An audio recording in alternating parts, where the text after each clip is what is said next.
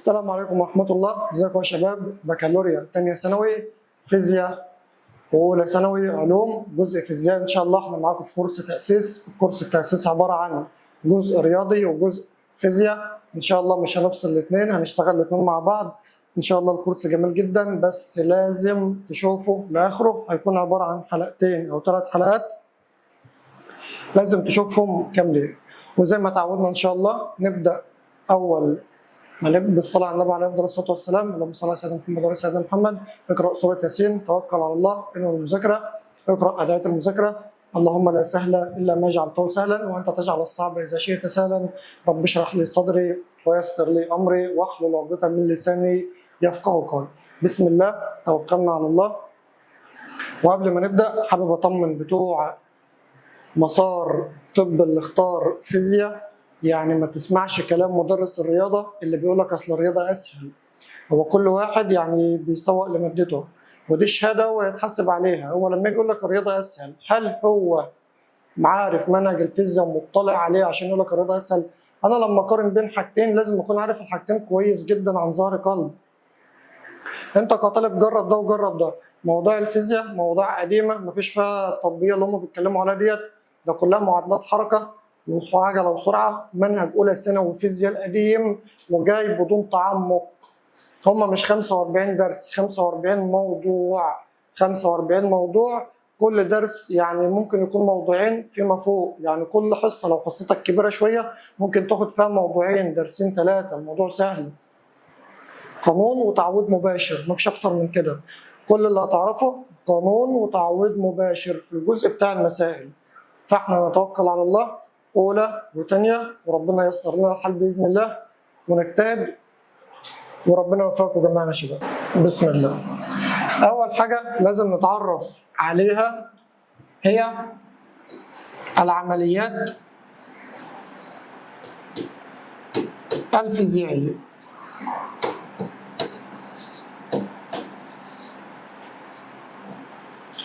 العمليات الفيزيائية اليومية تسمى عمليات القياس.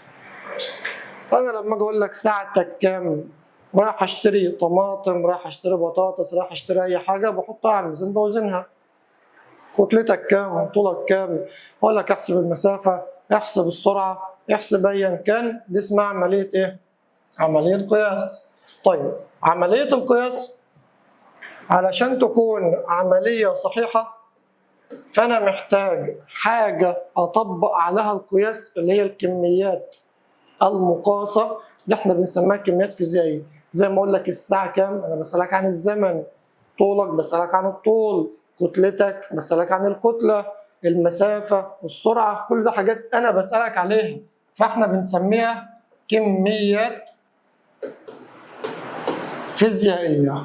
طيب الكميات الفيزيائية علشان أقدر أعرف مقدارها لازم يكون معايا أدوات لعملية القياس. يعني أنا لما أقول لك الساعة كام بضطر أبص في الساعة. طولك كام بروح أجيب الشريط المتري. كتلتك كام بجيب الميزان، وهكذا. وأهم حاجة فيهم وحدات القياس. وحدات القياس يعني أنا ما ينفعش أدخل عليك مثلا واقول لك ده القلم ده اهو 20، انت ما فهمتش حاجه. طب لما اقول لك القلم ده 20 سنتيمتر، كده انت عرفت ان انا اقصد طوله. طب 20 جرام، عرفت ان انا اقصد كتلته. طيب لو جيت قلت لك 20 جنيه سعره، وهكذا. ايه هي بقى الكميات الفيزيائيه؟ صلى بنا على النبي عليه افضل الصلاه والسلام. الكميات الفيزيائيه نوعين. في كميات أساسية وفي كميات مشتقة. في عجالة سريعة، إيه هي الكميات الأساسية؟ كميات معرفة ذاتيا. يعني إيه معرفة ذاتيا؟ يعني هي معروفة كده، اسمها معروف. الطول، الزمن، الكتلة، ده حاجات معروفة. يعني لما يكون معايا مثلا 5 زمايل قاعدين وفينا واحد بس اسمه محمد، وحد قال انا عاوز محمد، بنقول له قوم، خلاص هو معروف. طب لو انا قاعد معايا 3 اسمهم محمد ولا انا عاوز محمد وقام ساكت، بنقول له انت عاوز محمد مين؟ فمحمد لما اتعرف من اسمه لوحده اسمه كميه ايه؟ اساسيه. طب انا عايز اعرفه بحاجه كمان، محمد كذا، يعني باسمه واسم والده، ده اسمه كميه ايه؟ مشتق. احنا يهمنا بقى الكميات الاساسيه. ايه هما الكميات الاساسيه؟ رقم 1 معانا الطول بمشتقاته. ايه هي مشتقات الطول؟ تعال نشوف.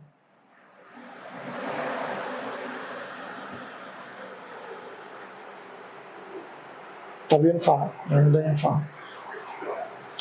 الطول بمشتقاته اللي هم العرض، وايه كمان؟ والارتفاع والمسافة، ها، والإزاحة ونص القطر ومحيط الشكل. السبعة دول نفس المعنى اللي هو بند الطول.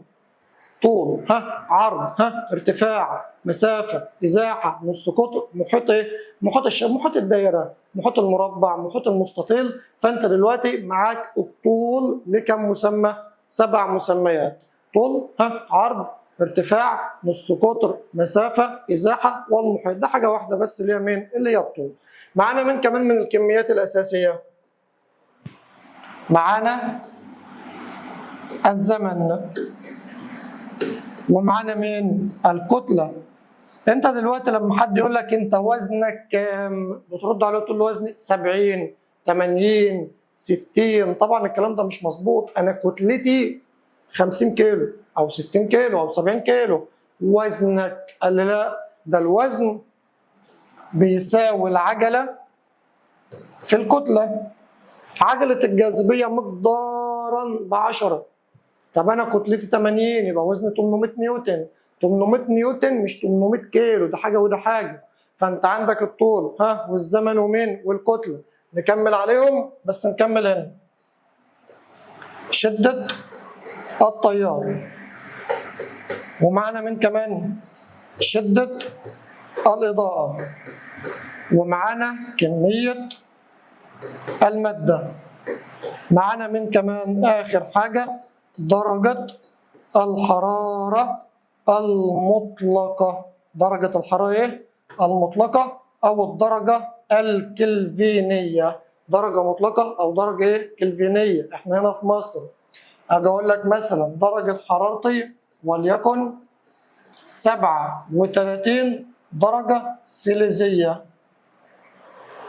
التدريج العالمي بتاعها المفروض 310 كلفن. ايه بقى الوحدة الأساسية؟ اللي هي وحدة كلفن. إنما الوحدة السيليزية درجة الحرارة السيليزية أو المئوية، فهي كمية إيه؟ كمية مشتقة. كمية إيه؟ مشتقة. طيب أدوات القياس سهلة جدا. الطول بالمتر، الشريط المتري، والمسطرة حاجة اسمها القدمة، والمايكرومتر. بس الكلام ده مش مهم حاليا، يعني احنا عاوزين منك الشريط المتر والمسطره بس. الزمن بالساعه بمختلف اشكالها، ساعه رقميه، ساعه عقارب، ساعه الايقاف، ساعه رمليه، ايا كان. الكتله بالميزان، سواء ميزان كفتين، ميزان بكفه واحده وعداد، او ميزان حساس والميزان الرقمي. وبرضه احنا مش محتاجين الكلام ده. نروح لمنها على طول وحدات القياس علشان ندخل منها للجزء الرياضي. صلى على النبي. أنا دلوقتي علشان أدخل لوحدات القياس لازم تبقى عارف أهمية وحدة القياس أصلا، لأن عليها لوحدها سواء فيزياء أو كيمياء أو رياضة أيا كان، لو ما كتبتش وحدة القياس بيشال عليها جزء من الدرجة، نص درجة، درجة، حسب إيه؟ حسب التوزيع، بس غالبا نص درجة. إيه هي وحدات القياس؟ وإيه هي الأهمية بتاعتها؟ إحنا اتفقنا من شوية، أنا لما دخلت عليك وقلت لك القلم ده 20، أنت ما فهمتش حاجة. قلت لك 20 سنتيمتر. طب السنتيمتر وحدة قياس لمين؟ للطول. طب 20 جرام وحدة قياس لمين؟ للكتلة، وهكذا. يبقى وحدة القياس أهميته إيه بقى؟ معرفة وتحديد نوع الكمية. وحدات القياس بتتقسم 3 أنظمة. بتتقسم كم نظام؟ 3 أنظمة. أول نظام ده النظام الدولي أو النظام المتري. تاني نظام اسمه النظام الفرنسي أو نظام جويس. آخر نظام اسمه النظام البريطاني.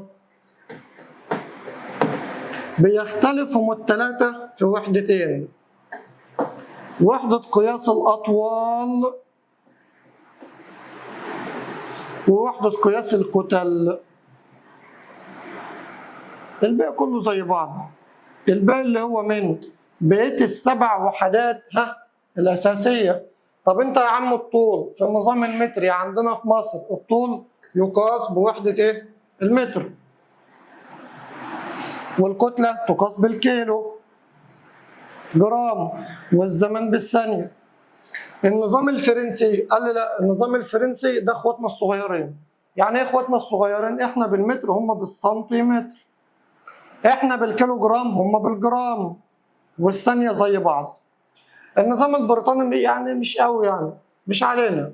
القدم والطول، والقدم ديت قصة طريفة كده. هناك كان الملك مش فاكر اسمه بصراحة، ريتشارد الأول أو حاجة زي كده، كان بيلعب فخدوا مقاس رجله من الأرض وعملوها وحدة قياس تخليدا لذكراه، يعني قصة حاجات زي كده. الكتلة تقاس بالباوند، والزمن برضه بمين؟ بالثانية. طب احنا بناخد الكلام ده ليه؟ لأن احنا عندنا حاجة اسمها التحويلات. ايه هي بقى التحويلات؟ التحويلات دهيت لما انا اجيب لك مثلا الطول بوحدة قياس سنتيمتر او كيلو متر او مايكرومتر، ايا كان من الوحدات اللي نعرفها، احنا مجبرين نحولها لمين؟ للوحدة الأساسية. طب احنا نخضع للنظام هو الدولي، اصبح انا عاوز وحدة مين؟ وحدة المتر. طب لما اجيب لك الكتلة بالجرام او الملي جرام، وحدات احنا نعرفها برضو، قال لي لازم احولها للوحده الاساسيه، واحنا بنخضع للنظام الدولي اللي هي مين؟ اللي هي الكيلو جرام. فانا من هنا عايزك تعرف حاجتين اتنين بس: ان الوحدات الاساسيه لازم تكون أو يعني وحدات قياسها تبع النظام هو الدولي. طب الوحدات الاساسيه عددهم كام؟ 7: طول وعرض وارتفاع ومسافة وإزاحة ونص قطر ومحيط مين؟ ومحيط الشكل. دول كلهم احنا بنسميها أطوال. الأطوال في النظام الدولي تقاس بوحدة أساسية اللي هي المتر. طب الكتل قال لها تقاس بوحدة أساسية اللي هي الكيلو جرام. دول للعلم بالشيء. مش عايز تذاكرهم ما تذاكرهمش، دول للعلم بالشيء. خلاص كده؟ تعالى بقى نشوف قصة التحويلات، وقبل التحويلات هناخد نبذة صغيرة جدا اسمها اختصار أو تبسيط الأعداد. يعني إيه تبسيط الأعداد؟ يعني لو أنا عندي رقم مليار، عايز أكتب المليار، أكتب 1 وقدامه 9 أصفار. طب أنا عاوز أكتب مثلا وليكن 10 وقدامي 20 صفر، هكتبها إزاي؟ رقم كبير جدا، يعني هكتب المسافة دي كلها فين؟ دي اسمها اختصار وتبسيط الأعداد. تعال نشوف. صلى على النبي الأول عليه أفضل الصلاة والسلام. زد النبي صلاة عليه أفضل الصلاة والسلام. بص يا عم، اختصار الأعداد. رقم 1: عندي أعداد كبيرة، بمعنى مفيش فيها كسر عشري، بمعنى يعني 1 ومضاعفاته. يعني ايه برضه؟ يعني في خانة أحد وعشرات ومئات وهكذا. 1 10 100 1000، مش شرط بقى 1 2 20 200 40 وهكذا. المهم أعداد أكبر من كام؟ من 1، وما يكونش أعداد أصغر من الواحد اللي هي النص، 8 من 10 والكلام ده كله. الأعداد الكبيرة. الأعداد الكبيرة بتتكون من خانة الأحد، وبعد كده خانة العشرات، وخانة المئات، وهكذا. وليكن رقم مثلا 50,000، عاوز اختصره. تعالوا نشوف احنا هنختصره ازاي. اول حاجه تعرف ان انت بتكتب انجليزي، يعني انت بتكتب من على شمالك، يبقى دي خانه الاحاد. خانه ايه؟ ده عدد صحيح. اولا يتم فصل العدد الصحيح، فصل العدد ايه؟ الصحيح، ثم يضرب في كام؟ قال يضرب في 10 أس س. 10 أس ايه؟ أس س، حيث س عدد صحيح يساوي عدد الأصفار. ها تاني بقى كده بنعمل ايه؟ هناخد العدد الصحيح ونضربه في 10. أس كام يا عم؟ قال له أس عدد الأصفار اللي موجودين معايا. طب تعالى نطبق على 50,000. فين العدد الصحيح؟ صح، قول بكام؟ ب5. في كام؟ في 10. 10 أس كام؟ قال له أس الأصفار. طب أنت معاك كام صفر؟ معايا ده 1 2 3 4، يبقى 5 في 10 أس كام؟ أس 4. 5 في 10 أس كام؟ أس 4. ما ينفعش تقول 50 أس 4، لا، عشان في ناس بتعملها كده. بنفصل العدد الصحيح الأول،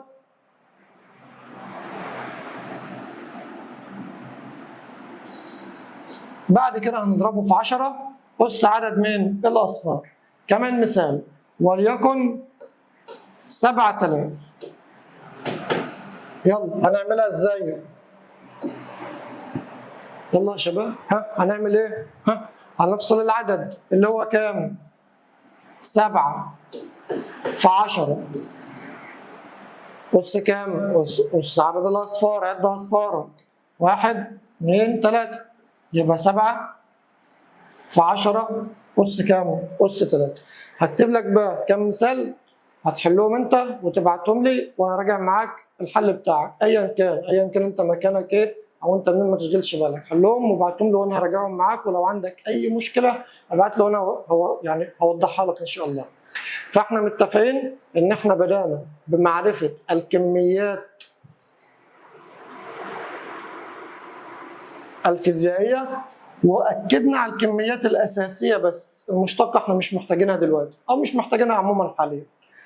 طيب الكميات الاساسيه منها الطول والكتله. طول وايه؟ وكتله، وعرفنا الفرق ما بين الكتله وما بين الوزن. كتله ومن كتله ووزن. طيب الكتله تقاس بالكيلوجرام والاطوال تقاس بالمتر في النظام الدولي، دي الوحده الاساسيه، علشان بعد كده واحنا بنحول في المسائل نبقى عارفين احنا بنعملها ازاي. مش شرط مسائل فيزياء، اي مسائل بيكون فيها وحدات غير الوحدات الدوليه اللي انت عارفهم دول، المتر والكيلومتر والثانيه، لازم نحول. فاحنا لان التحويلات بتبقى الارقام بتاعتها كبيره شويه، هنتعلم مع بعض ازاي نبسط شكل الرقم. الرقم يا اما كبير يا اما صغير، كبير اكبر من 1، صغير اصغر من الواحد، اللي هي الكسور، الاعداد العشريه. طب انا اكبر من 1 يا عم، هو لازم ابقى 70,000 و50,000 ومليار والكلام ده؟ لا، ما انا ممكن اصلا اقول لك 20. فين العدد الصح بتاع ال 20؟ خانه الاحاد اللي هي كام؟ 2. عادي اهو، مضروبه في 10 أس عدد الأصفار. معاك كام صفر؟ صفر 1، يبقى 10 أس 1. وكده كده الواحد ما بيتكتبش يعني 2 في 10، عادي، الموضوع بسيط. بس اختصار ده بيكون للأعداد الكبيرة في الغالب يعني. أنت بقى هتعمل الكلام ده أهو، تطبيق. معاك 40,000، اختصرها وابعتها لي. معاك 600,000، وليكن معانا 45,000، لا خليها 4,500. ده بقى اللي ممكن تضايقك شوية. 8. حاول تحل ده صح لوحدك بدون أي مساعدة خارجية. كده احنا خدنا اختصار الأعداد إيه؟ الأعداد الكبيرة. طيب نمسح.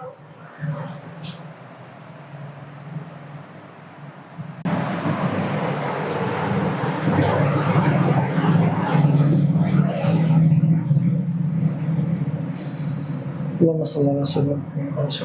صلوا على النبي كده يا شباب انتوا قاعدين بتتفرجوا. احنا بس عاوزين الاعداد الكبيره والاعداد الصغيره جنب بعض عشان بس ايه نقدر نقارن ما بين الاثنين.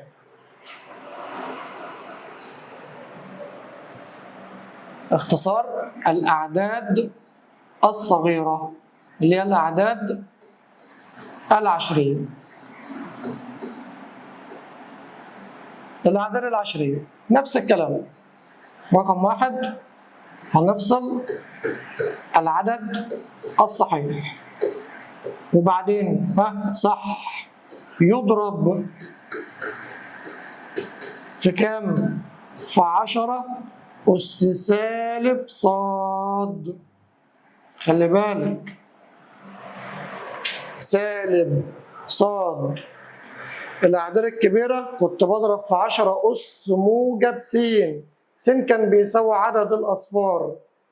س كان بيساوي عدد مين؟ عدد الأصفار. طب صاد تعال نشوف.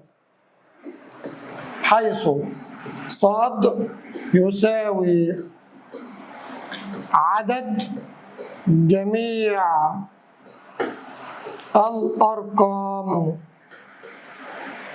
بعد العلامة العشرية. تاني بقى يلا. عند عدد عشري وليكن مثلا على سبيل المثال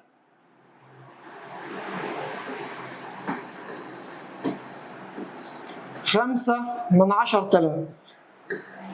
5/10,000 كنا بنكتبها ازاي واحنا صغيرين؟ 5/10,000. كبرنا شوية 5 هنختصر 10,000 كأنه عدد ايه؟ كبير. نفصل العدد الصحيح اللي هو كام؟ 1 والواحد ما بيتكتبش بس اهو يتضرب في 10 أس عدد الأصفار. معاك كام صفر؟ 4. يبقى 5/10 أس 4. طب أنا خدت في الرياضة إن 1/س تساوي س أس -1 اللي هو المقام يطلع البسط الأس ياخد إشارة مختلفة. ياخد إشارة إيه؟ مختلفة. بقت معايا 5 المقام يطلع بقت 10 ال4 تبقى سالب كام؟ سالب 4. طب أنا يا أستاذ أقعد أعمل الكلام ده كله؟ لا. طب ما بتعملش حاجة أصلا، الحاسبة بتطلع لك إنها كده. بس هي الفكرة هي طالعة لي 5/10,000. أنا ما لقيتهاش في الاختيارات يبقى لها شكل تاني. إيه هو الشكل التاني؟ تعالوا نشوف. افصل العدد الصحيح اللي هو كام المرة دي؟ 5 في 10 أس سالب صاد. طب صاد يساوي جميع الأرقام بعد العلامة على إيدك اليمين. لا أنت بتكتب إنجليزي. هذا العلامة عد. هذا رقم الثاني الثالث الرابع يبقى سالب 4. يبقى أنت بدل ما ألف اللفة دي كلها طبقت القاعدة. كمان مثال وليكن معايا 2/1000. لما أجي أختصر 2/1000 خدنا العدد الصحيح 2 في 10 في علامة عشرية نحط إشارة سالبة وعد الأرقام بعد العلامة. رقم الثاني الثالث. كمان مثال وليكن 4/100. 4/100 هنفصل العدد الصحيح. كم العدد الصحيح؟ 4 في 10 أس معايا علامة عشرية يبقى في إشارة سالبة. كم رقم بعد العلامة؟ رقمين، يبقى سالب كم؟ سالب 2. تمام كده يا شباب؟ طيب هتحل انت دول.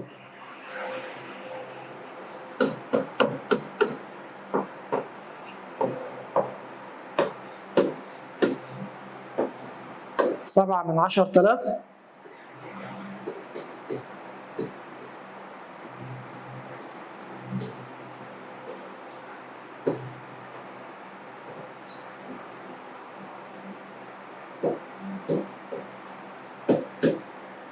تمام. يبقى انت تاني دلوقتي معانا اختصار الاعداد، في اعداد كبيره اكبر من واحد وفي اعداد اصغر من واحد. الاعداد الكبيره فوق الواحد بيبقى الاس موجب وبعد الاصفار. طيب في علامه عشريه يبقى الاس سالب وبعد كل الارقام على ايدك اليمين بعد العلامه.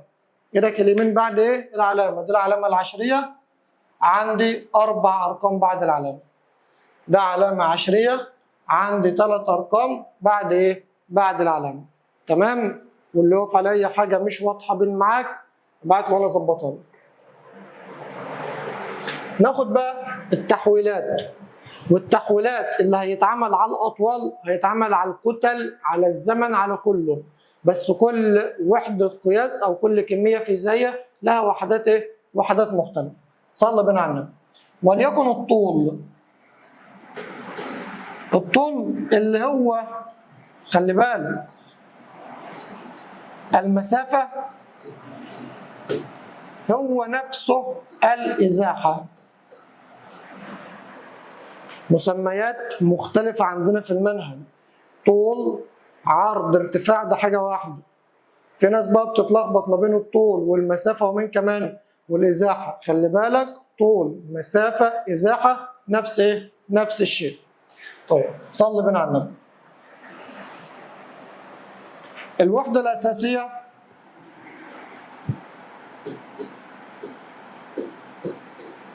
لقياس الطول هي المتر.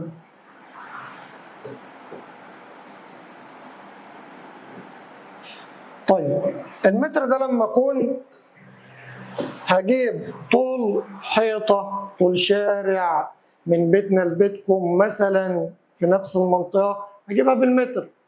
طب انا عايز اجيب طول كراسة، انا معايا كراسة عايز اجيب طول الكراسة، بشتغل بمين؟ بروح اجيب المسطرة. طب المسطرة متقسمة امتار ولا سنتيمترات؟ قال لي سنتيمترات. يبقى انت عندك المتر في وحدة اصغر منه. أول وحدة أصغر من المتر اسمها سنتيمتر. طب أنا عايز أحول السنتيمتر، كلنا عارفينها من الصغير للكبير بضرب، حافظينها من إيه؟ من ابتدائي وإعدادي. بتضرب في كام يا عم؟ قال لي ده المتر في 100 سنتي. المتر في إيه؟ من الصغير للكبير بقسم، آسف العكس. من الصغير للكبير بقسم ومن الكبير للصغير بضرب. طيب أنا عاوز المتر أحوله لسنتيمتر. من المتر للسنتي بضرب في كام؟ في 100.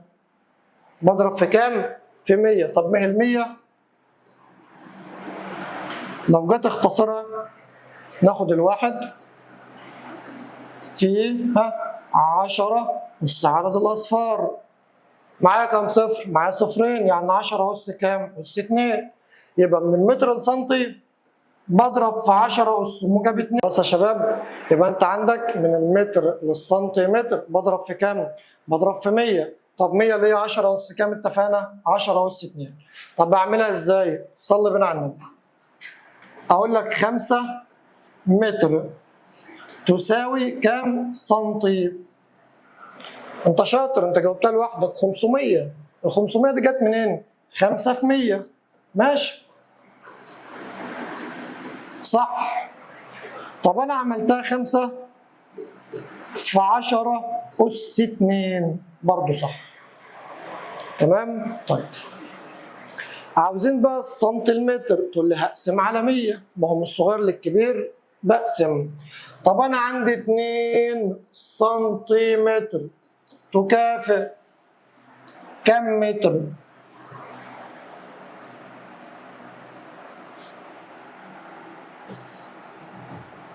تعال نشوف. أول حاجة المفروض أقسم على 100، يبقى 2 على 100. شاطر.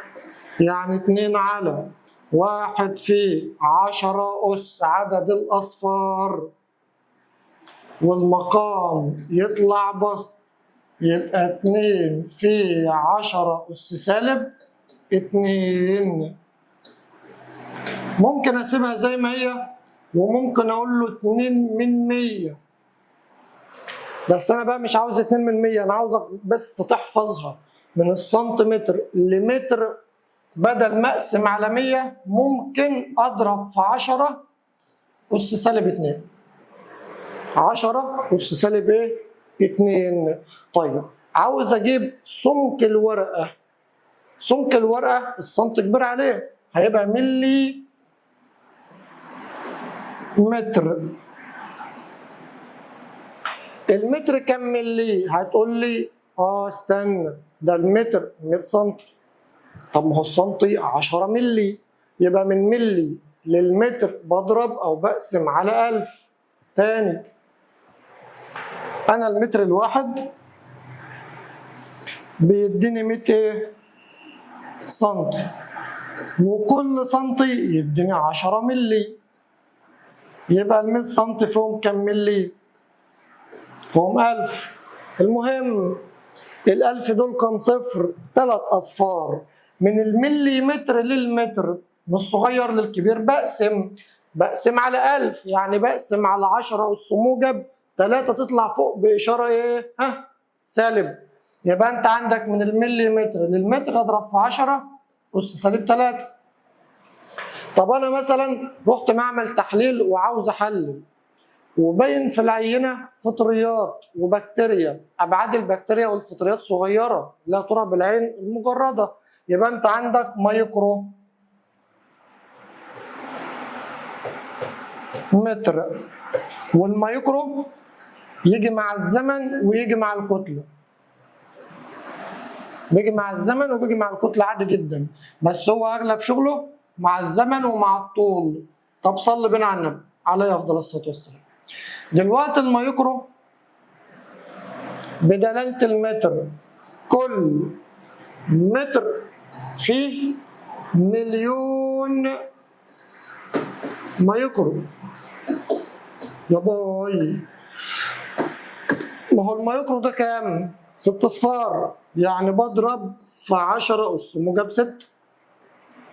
يبقى من المايكرو للمتر هقسم على 10 أس موجب 6، تطلع فوق بإشارة إيه؟ سالب. ورمز المايكرو في ناس بتعمله حرف ام بالشكل ده، وفي كتب بتعمله 3 معكوسة بالشكل ده، وفي ناس بتعمله كده. الشكل الغريب بالنسبة لك ده اسمه ايه؟ مايكرو. سنتي سي عادي، ملي ام. طب المنظر الغريب بالنسبة لك ام معكوسة ده اهو، ده اسمه ايه بقى؟ مايكرو. اسمه ايه؟ مايكرو. طب ما الفيروسات اصغر من البكتيريا، لذلك لها وحدة قياس اصغر اسمها نانومتر، ان عادي. المتر كام نانو؟ مليار. مليار يعني 9 اصفار، يبقى انا بقسم على 10 أس 9 تطلع فوق بإشارة ايه؟ سالب. وارد نشوف وحدة اسمها انجستروم. من الانجستروم للمتر بنضرب في 10 أس سالب 10. طب استنى بقى عشان انت حيرتنا واحنا ما بقناش فاهمين حاجة ومش عارفين هنعمل ايه اصلا. والسؤال يجي ازاي؟ هو ما فيش سؤال هنا، انا مش هاجي اسالك، انا هاجي اقول لك مثلا سياره تتحرك 5 كيلو متر، هناخدها دلوقتي. او اذا علمت ان ابعاد بكتيريا معينه 5 مايكرومتر، عاوزها بالمتر وليكن. فانا اقول له استنى، ادي 5 مايكرومتر، كتبتها كده او كتبتها كده، المهم ده رمز غريب معاك. عايز احوله للمتر، احوله للمتر اعمل ايه؟ اقول له تعالى ادي الخمسه زي ما هو ده الرقم اهو، من المايكرو لمتر، هنا المايكرو وهنا المتر بالتكرار هتحفظه. هو التكرار بيعلم الشطار مش الحمار ولا حاجه، التكرار بيعلم الشاطر، وانت شاطر وكل حاجه، بس في حاجات بتكون غير واضحه محتاجه استمراريه. فانا دلوقتي من المايكرو للمتر 5 في 10 أس سالب 6 بس، ما تعملش حاجه تاني.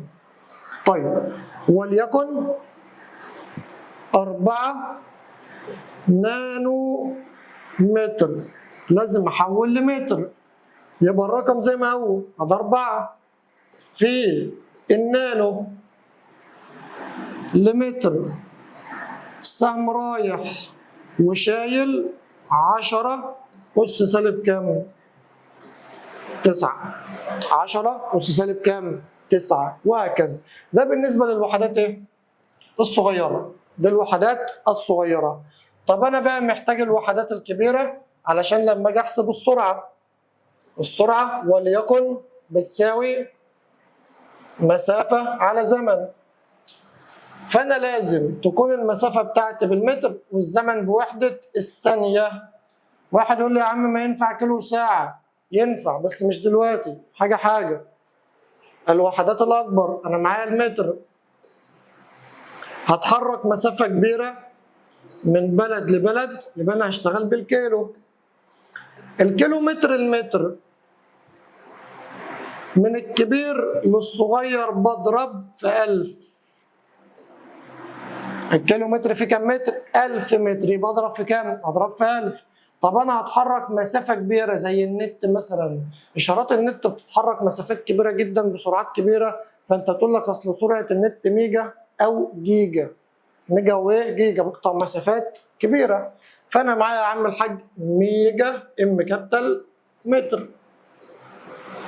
طب الميجا للمتر 10 أس موجب 6، الجيجا للمتر 10 أس موجب ايه؟ 9. مش كل ده مقرر عليك، انت مقرر عليك حاجات بسيطة جدا زي الكيلومتر في شغل الحركة، ومعاك ممكن سنتيمتر وملي متر.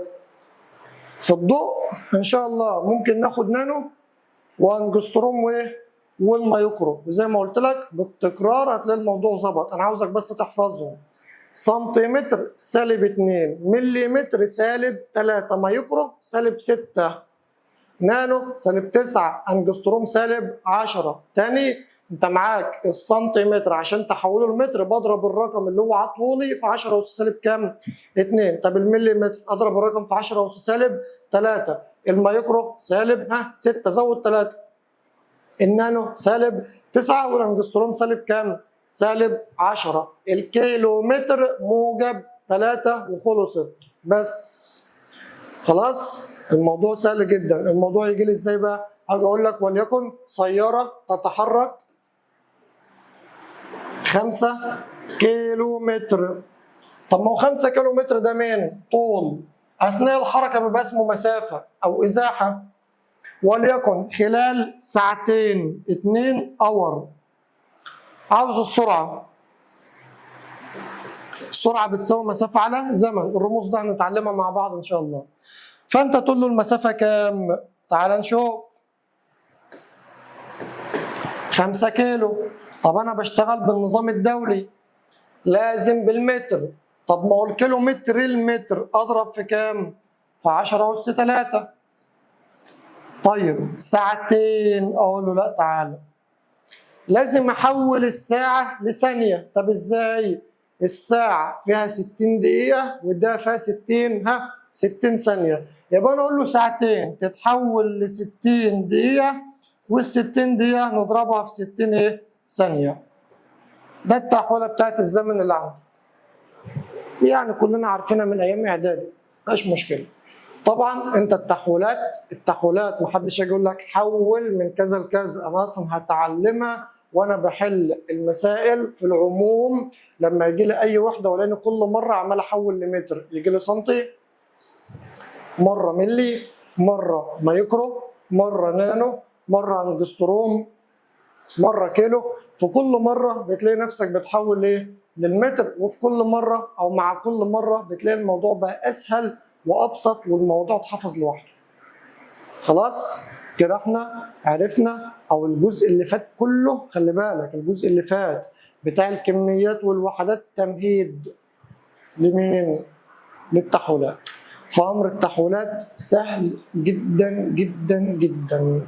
هنكتفي بالجزء ده هنا، وهعمل لك حلقه جديده فيها جزء مختلف ان شاء الله، عشان ما يبقاش الفيديو طويل عليك.